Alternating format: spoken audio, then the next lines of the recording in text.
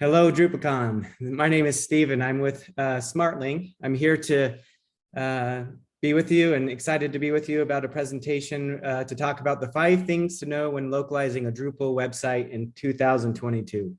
I'm joined by Donovan from Smartling. He's one of our special guests. He's definitely a very powerful player here at Smartling and has helped deploy many of our Drupal customers. So he's a subject matter expert when it comes to the matter, and we're happy to have him join us. So Donovan, do you want to take a moment? Sure, thank you, Stephen. Hi, I'm Donovan Dwyer. I'm a solution architect here at Smartling. And my role is basically to help onboard our customers into the Smartling environment, help get set up with our Smartling solutions, translation software, and help get the ease of access to our system that our customers so desperately need. Thank you for having me. Yeah, thanks, Donovan. So let's start off a little bit about Smartling. So we are a translation company. We've been around for about 11 years, and we have 5 global offices, and we have 1,000+ customers, and some of the best named customers out there. It's one of the most exciting things I find in working for the company is there's always a new brand we're working with and something exciting going on. One of the things that drives this industry forward is the content. Enterprises are using content to engage with their users, and that causes a lot of need for translation because there's new users and new markets, and they're always trying to expand and capture more business. So translation naturally becomes very prominent and very busy and a lot of very complex to manage overall. So that's why, we're in business. Simply our goal is to help the world, translate their digital content and implement a seamless translation process for them. So we're excited to be here.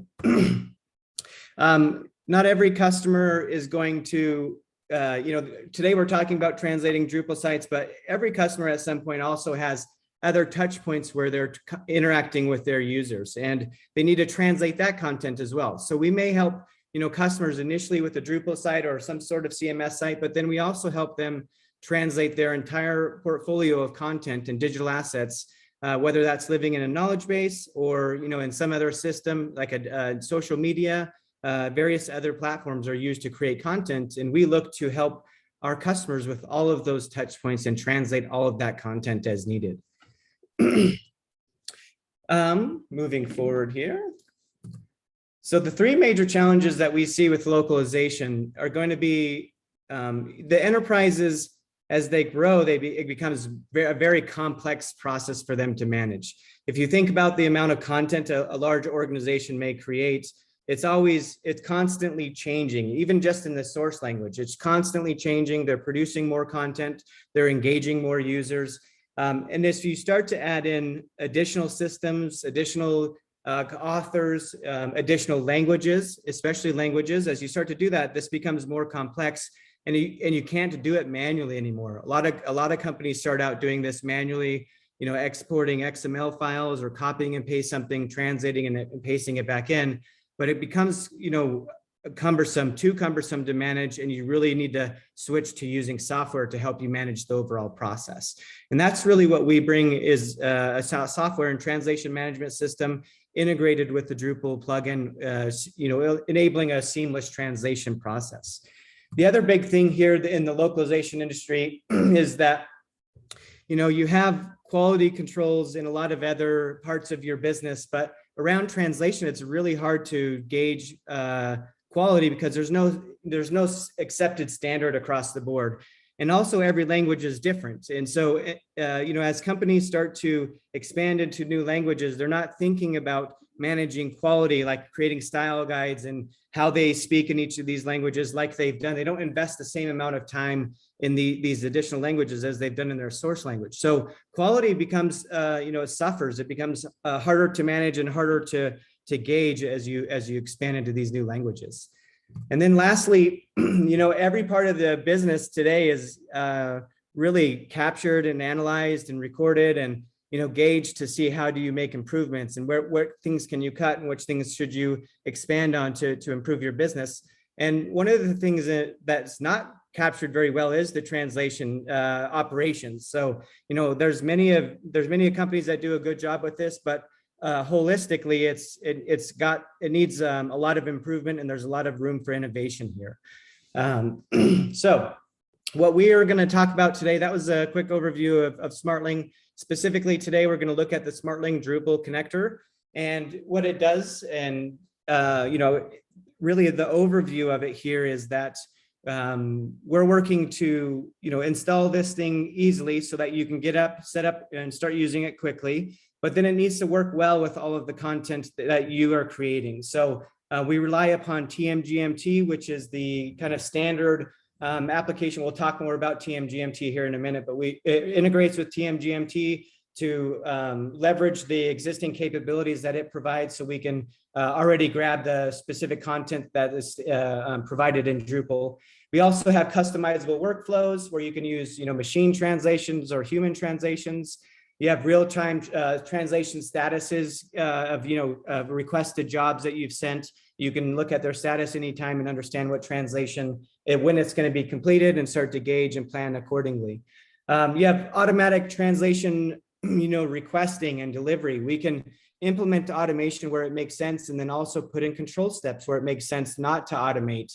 So you have a lot of flexibility on how you want to work. Visual context is a key piece to the translation process. We're going to talk about that today. It's basically enabling our linguists to see a live rendering of the site and see it in context and understand what they're really translating. Additionally, it supports Drupal 7, Drupal 8, and Drupal 9. And then let's move into the 5 things that we need to know.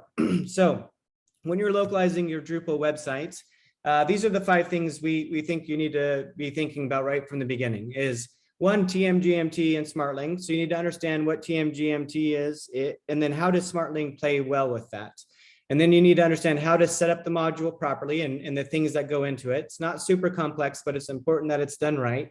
And then paragraphs. So paragraphs are a very popular thing out in the Drupal, the Drupal community. We wanted to take a few minutes and talk about, how we've seen, customers use paragraphs and some of the things to consider around that. Visual context, I already mentioned, and then we have change management. We have, we think a big part of the process is not just, sending everything for translation once, but then, as it's changing and getting, frequently updated, how do you manage all of that day-to-day work and keeping up with the change? So we have tools in place to help with that.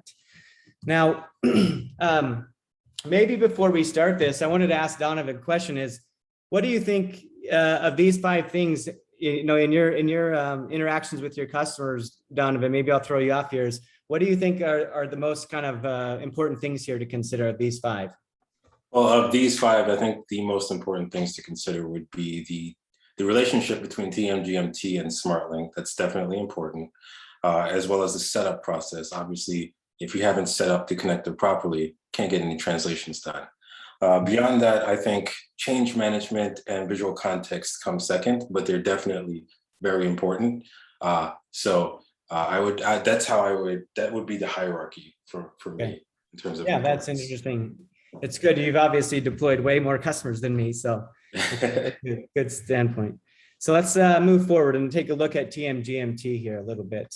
So TMGMT is a translation management module for Drupal, and it's existed since the beginning of Drupal. As far as I've been working with Drupal, it's been there, and it allows users to. It really provides the multi-language functionality within Drupal. So this is what is allowing you to create and store the translations, interact with them, export them, and do all of the things you need to do to really facilitate an automated translation experience. You also have, the ability to track statuses, see the status of a job if it's been requested, those types of things. So TMGMT is like the standard in the Drupal industry that we have decided to build on top of, so that we can also take advantage of all the great things that they're doing without having to require us to build it as well. So really great partnership, and we've been working with them for a number of years, and working with their product is great. It allows us to enhance what they're doing and really kind of bring it full circle and make it a turnkey solution. Anything you want to add on that, Donovan? Yeah, I think TMGMT is a very powerful tool. Basically, what it does is it enables the translation process in a Drupal environment in and of itself. It gives the ability to have translators in your Drupal environment provide alternate versions of your source content in different languages. So that's it's a very crucial first step in getting your environment translated and fully ready for multilingual purposes. Right. Great. Thank you. Mhm. All right. So inside of TMGMT, I know that they use jobs, and this is basically the mechanism to grab some content from the Drupal site, batch it into a job, and send it for translation. And I know in the Smartling platform we also use jobs. So we have jobs that do a similar thing where you can batch work that's maybe been requested that lives in a project and batch that into a job and a container of work and send that. Can you describe to me how the two systems, the two job systems play together? Is it complex or is it pretty easy to understand? Maybe if you could elaborate on that. Yeah, it's super easy to understand. It's very straightforward. The idea is that GMGMT creates jobs in your Drupal environment. These jobs contain content that you want to request for translation. So these jobs are what the Smartling connector will use to create Smartling jobs in your Smartling project. It'll just take a one-to-one copy of that TMGMT job and bring it into Smartling, where you can get access to all of your Smartling functionalities, such as workflows, visual context, different linguists, vendors, cost estimates, things like that. And that one-to-one relationship allows you to functionally use your Drupal environment as an extension of your Smartling environment and vice versa. So it kind of just facilitates the communication between two environments and allows you to translate your Drupal environment seamlessly from within Drupal itself.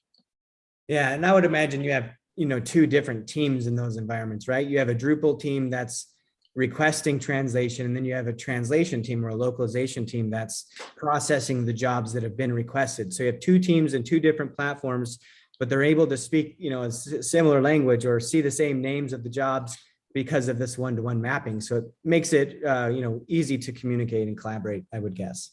Yeah, it absolutely makes things super easy. If you want the teams to collaborate, they can collaborate as much as you need. But if you want to silo them off, make it so that your content editors and your translators, don't need to be together, working together in order to get your content translated. You can definitely facilitate this with your Smartling connector setup. So it's very configurable. Great. Okay.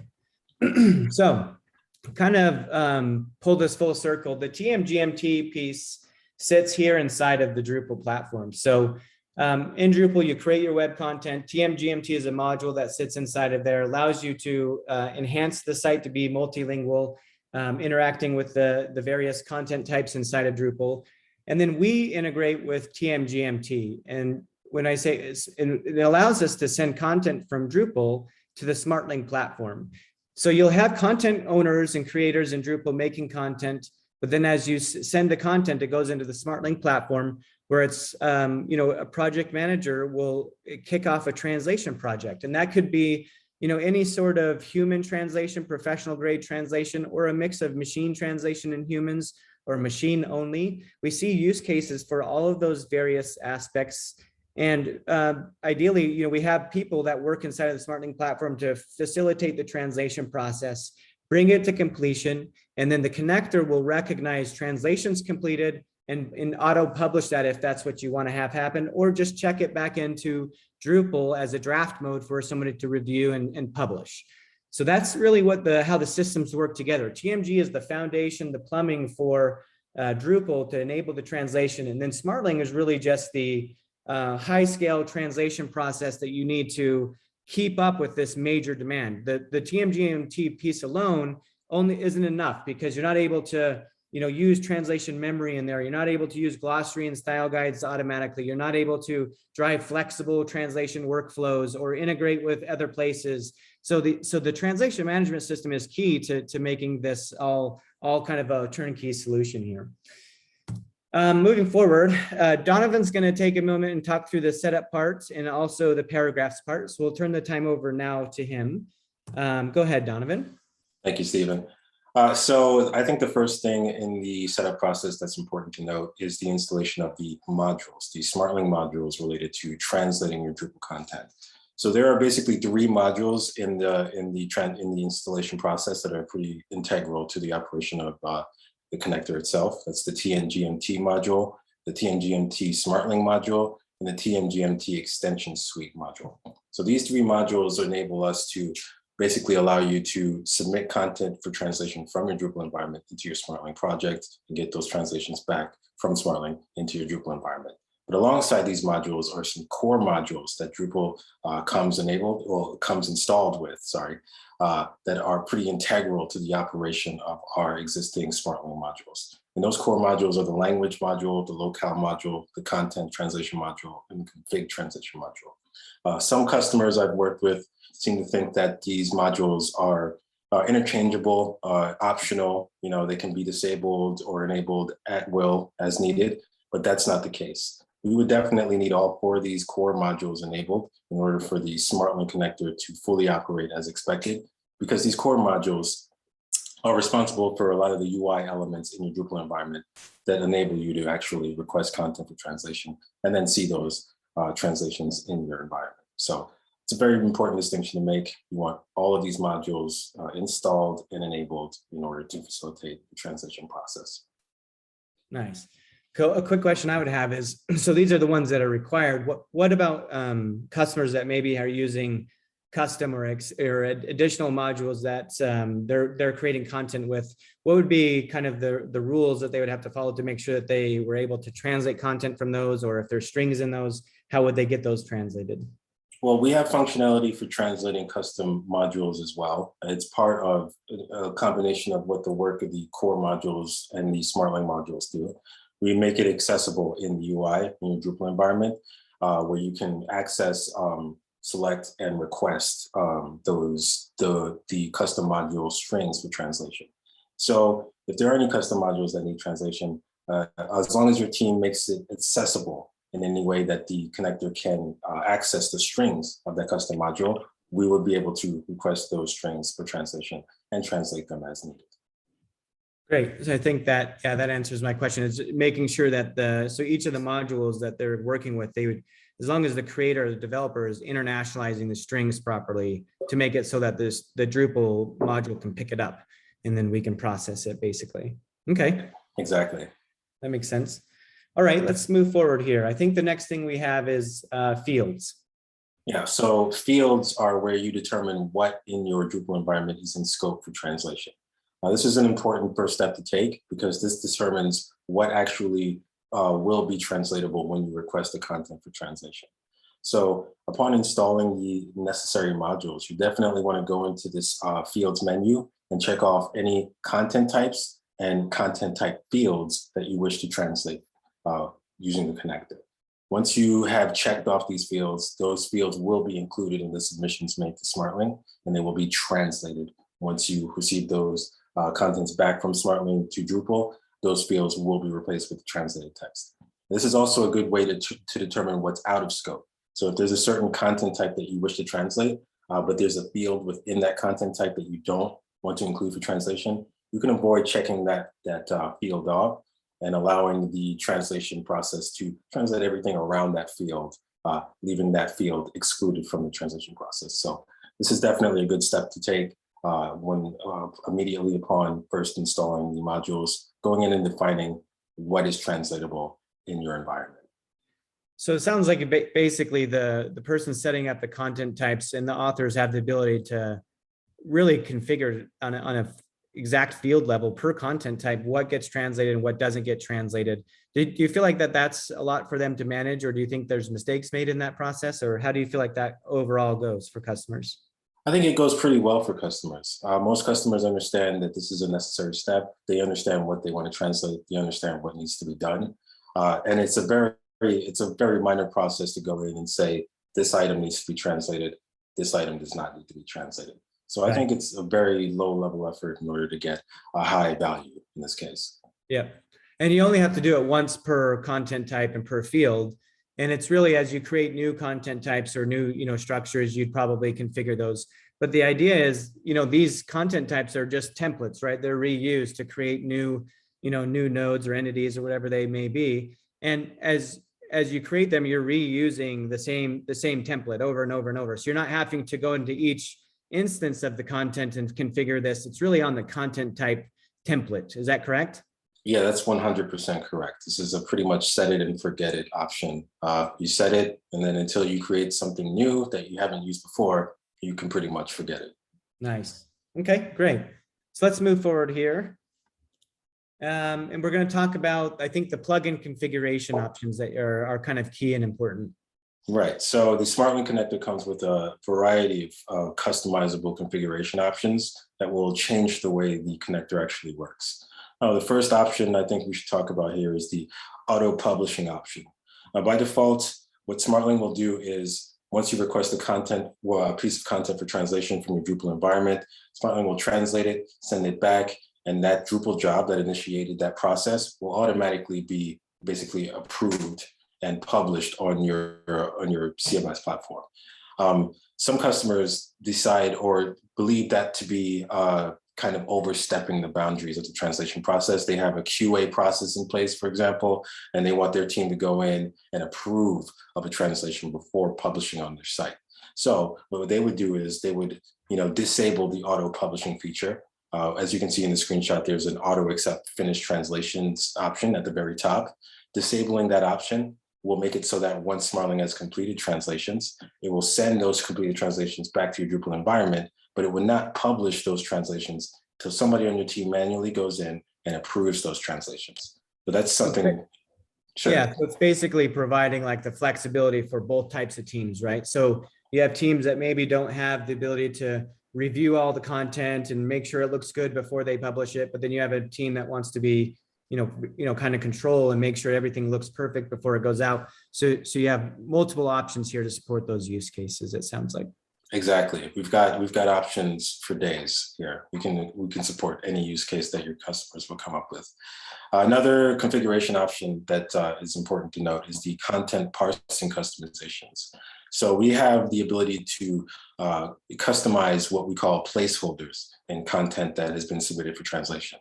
And what a placeholder is a piece of defined content that will not be accessible to translators. So for example, if there is a particular word in a sentence that you don't want translators to alter, you can make that particular word or item in a sentence a placeholder, and that will prevent translators from changing that particular bit of text. So what are some real life use cases of where you'd want to, what kind of something you'd want to protect that's kind of middle of sentence like that? Yeah, so there are definitely use cases where customers have, say, JavaScript code or Python code or some sort of scripting language in the middle of a sentence, basically a variable that they're using that's essential to the functionality of another part of their site. So any type of change of this type of variable will break the functionality of their site. Obviously, you don't want this to happen during the translation process. So what our customers will do is they'll make that variable a placeholder, preventing translators from changing it and thus breaking the functionality of their site. Nice. Okay, that makes sense. All right, so moving on to our next configuration option is the flexible automated scheduling. So the Smartling connector uses Drupal's cron interface in order to decide when to run its necessary executions. The idea is that every interval of scheduled time, Drupal will run its cron job. And that interval of time is customizable to an hour's time. So what happens is every time this cron is scheduled to run, the Smartling connector will perform 3 actions. It will push out any content that you've requested for translation from Drupal into your Smartling project. It will pull in any completed translations in your Smartling project into your Drupal environment. And it will also push out any requested items that you've submitted for translation in terms of context out to your Smartling project. So every time the cron runs, it does all 3 of these actions over and over again as per the interval of time you've defined in the cron job settings. So as a marketing team, if you wanted to set it up where you didn't have to have a user go in and actually select which content, is new, right? Tracking which content is new, packaging it up and sending it for translation. You could, for example, just turn on this automation maybe to happen once a week or once every 2 weeks, or maybe more frequently if you want. But it would then go and basically, one, check for any kind of new content or updated change content, package that up into a new job and submit it. And then it would go through the translation process. At the same time, it looks for any content that's already finished or completed and initiates the download and checking that and publishing that, as well as the context piece I think you mentioned, right? Right. Okay. Exactly. And one of the things that you can configure to make that process even quicker is implementing what we call HTTP callbacks for instant translation delivery. So one of the items that the cron job is responsible for is downloading your completed translations. If you were to incorporate an HTTP callback, what will happen is once your translations are completed in Smartling, your translated content will be delivered immediately. No need to wait for the cron job to run. No need to manually process it. It will automatically send your completed translations directly to your Drupal environment. No fuss, no muss. So the Smartling system basically sends an HTTP notification to the Drupal environment to say, hey, I have a finished translation, job. Here's the package that you need to download and check into your system. So then the module receives that notification, could then go and retrieve the finished translation and handle it appropriately. That way you're not waiting. I see. So that you could potentially lower, you could improve performance because of this cron's not running on a frequent basis, checking both systems and having to do all that. So the callback makes it more interactive. Right, exactly. Using the callback lowers the amount of items in the cron's queue, and a lower amount of items in the queue means a lower amount of executionables. Lower executables means better performance. Yeah, that makes sense. Okay, wonderful. Let's move forward. I think let's go into paragraphs here. So go ahead. Paragraphs. So paragraphs are basically customized, well, not customizable, an optional module in the Drupal environment that allows you to create what's called a paragraph type. It's a new entity type that you can add to parent entities that will allow you to include what we are calling paragraphs. So what is a paragraph? It's basically a customizable container that contains basically what's a template for an amount of content, a specific pattern of content that you can reuse across your website as needed, where it's needed.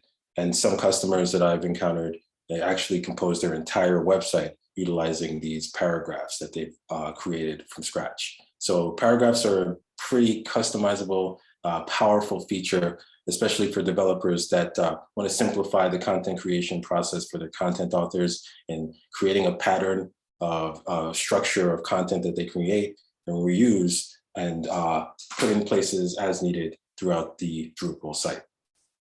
Nice, thank you. Mm-hmm. Let's see here. And I think here we have a screenshot of a paragraph setup. So I think you want to walk us through that? Yeah, there's not much to walk through here because the paragraph setup this is just an example of what a paragraph would look like if one were to create it this way.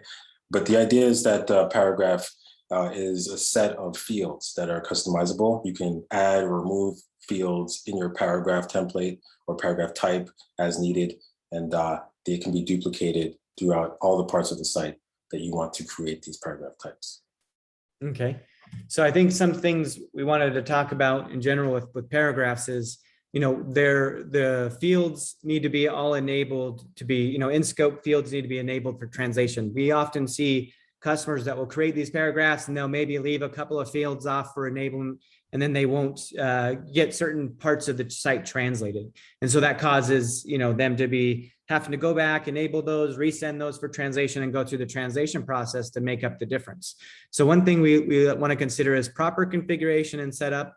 And then also these fields can be nested, so they can be quite complex. So just having someone that understands, how you set up these fields, and then that they're configured correctly, and that the nesting is handled, when translation is completed, that all the nesting is handled and preserved properly.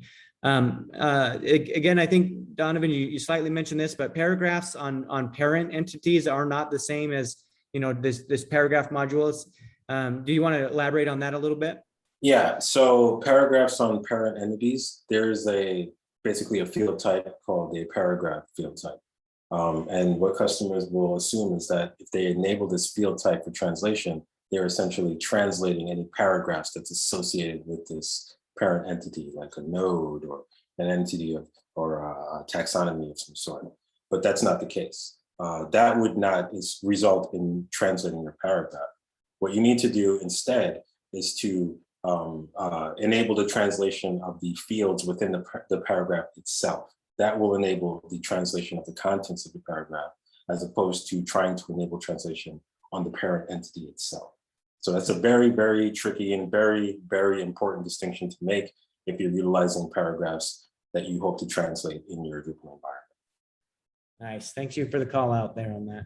No worries. Okay, so back to me now for a minute. So I'm going to talk a little bit about visual context. And visual context for us is really allowing the linguist that's performing the translation the ability to see what the context, or what the original context of the strings look like. So when we get the content from Drupal, it's all in like an XML file, and in the XML file, it's all broken up into elements and things, and we have to parse through that, and we build these strings. Well, by default, you don't really have any context with those strings, so it's hard to understand, well, men's shoes, what does that really mean? What does it look like? And from language to language, context is harder and harder. So what we have done is implemented automated visual context that gets delivered. So when somebody requests translation for a paragraph or a page or whatever it may be inside of Drupal, we'll attach, we'll also upload a visual context, a rendering of this, and it can be an HTML rendering, but it allows the linguist to see the original site and what it looks like as they before they start translating. As they translate, they will also be able to see their translations rendered in a live format, so they can actually see how if they run off the screen, if there's issues there, they can potentially get ahead of those types of problems. So that's really what we implement. We try to hook this up for all of our connectors.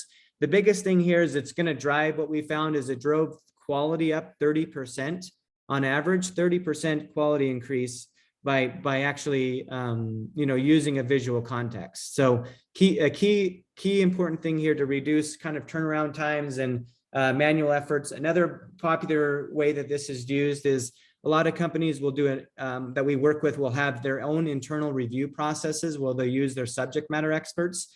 And if they found it's hard for them to take screenshots and then take these screenshots and put them in an Excel file and write what translations they want changed, what's the original one, what's the new one, and then try to track this and get it all done. Well, instead of doing all of that, we can actually use we can bring them into our platform, show them visual context, allow them to quickly go through the site, make the changes they want, get their feedback incorporated before it ever gets published and goes live. Really eliminates their manual work that goes around trying to get other people, that's not really their main job, to review translations. It makes it a little easier for them to manage. Any comments from you on that, Dimitri? Sorry, Donovan? Yeah, no real comments. I just think it's a very important thing to have visual context set up and be utilizing it when translating a Drupal site. It's just the best way to get the best bang for your buck when it comes to translations. And would you say most of our customers that you've worked with, do they have this deployed? Do they use this heavily, or? Yes, absolutely. I think the majority of my customers who use the Drupal connector also are using visual context. So yes. Nice. Okay, let's keep moving forward here. I know that was, we're getting towards the end of the presentation here. The next thing is around change management. And what we mean by this is, as you're translating and you're requesting translations, maybe you kind of, the first thing you do is start with a big set of content. Like you're going to do, it's your first time translating, you're going to send everything that really you want to translate all in one big batch. And then you're going to translate that. But then what happens is there's this constant change in your content that's already been translated. Well, now, once you start modifying the source language and changing and adapting it to generate new business and engage new users, well, you need new translations so that your languages stay in sync with the English message. or at least they're captivating, right? They have a chance to be more captivating and stay in sync. Well, when you're translating in lots of languages and with lots of content and lots of authors, the change management is really cumbersome, especially if you're doing it manually. So our automated, change management allows us to auto detect when content has been modified that was already sent for translation. We can then do a couple of different things. We can, and this is the flexible part of it, is we can automatically send that for translation into a new job on a frequent, on some sort of basis that you want, whether that's once a day, once a week. These cron jobs that we can set up as well will automatically basically create new jobs of changed content so that the user doesn't have to think about it. This is a way you can really kind of leave it and forget it, and then it allows you to keep in sync with your changes and not really have to think about them. The other format is not every customer wants to be extremely agile when it comes to translation. And there's various reasons why that may be. One of the main reasons maybe it can be expensive to translate all of the content that you're constantly changing. Maybe not all of it has the same value. Maybe you don't need to keep up with all the changes. They generate quite a bit of cost to keep up with.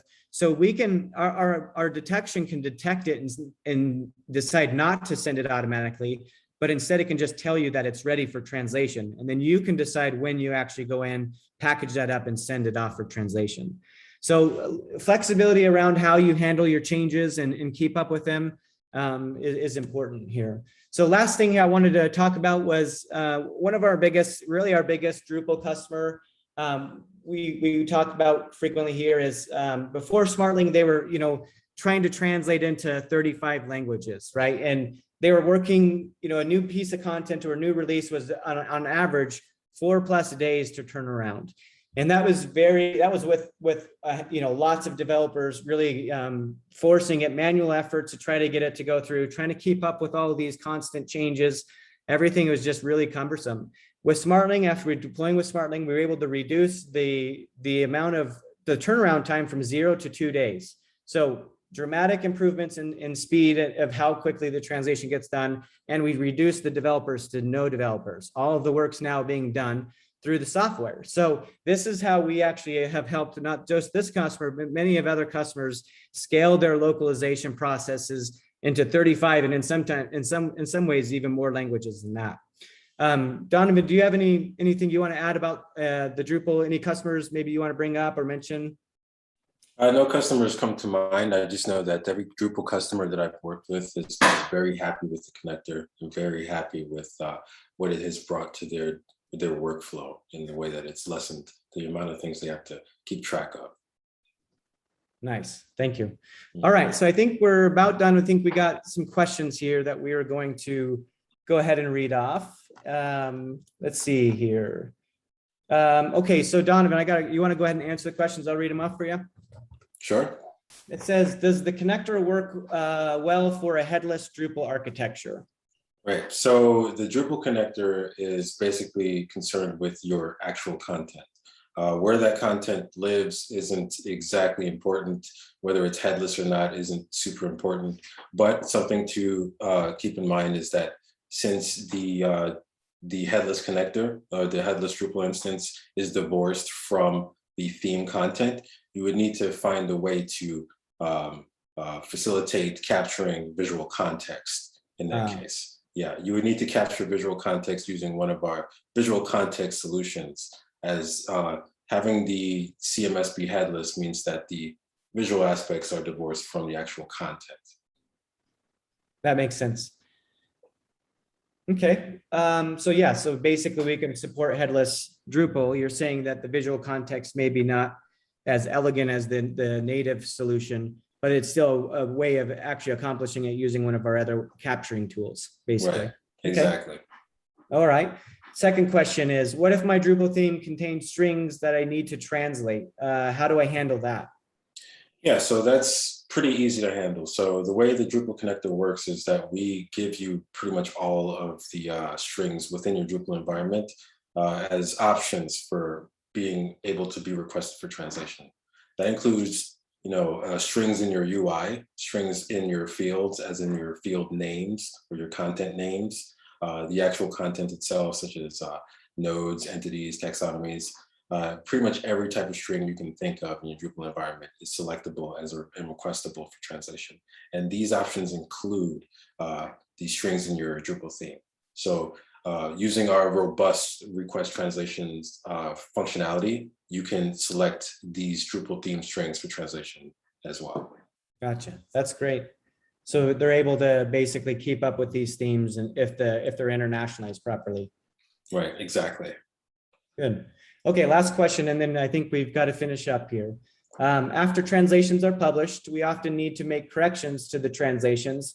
This requires lots of screenshots and spreadsheets to manage. Is it easier with the connector? And I think I answered this a little bit earlier, but you can elaborate on that too if you want, Donovan. Yeah, I can elaborate by saying that's where Smartling comes in. You can edit the translations directly in your Smartling environment and just use those translations there. In editing these translations, we'll add them to your translation memory, update your translation memory as needed. And anytime these strings come through in any future content, these edits would be included in that content as well. Great. So I think that's all the questions we have for all the time we have really for the presentation. Thank you, Donovan, for joining me today. It's been a pleasure to speak about all this Drupal stuff with you. Yeah, thanks for having me. It's been a pleasure. My first presentation in the bag. So yeah. Your first DrupalCon, yay. Yay. Well, thank you all for joining us, and everybody have a good DrupalCon. It was great to be with you guys today. Yeah, thanks guys.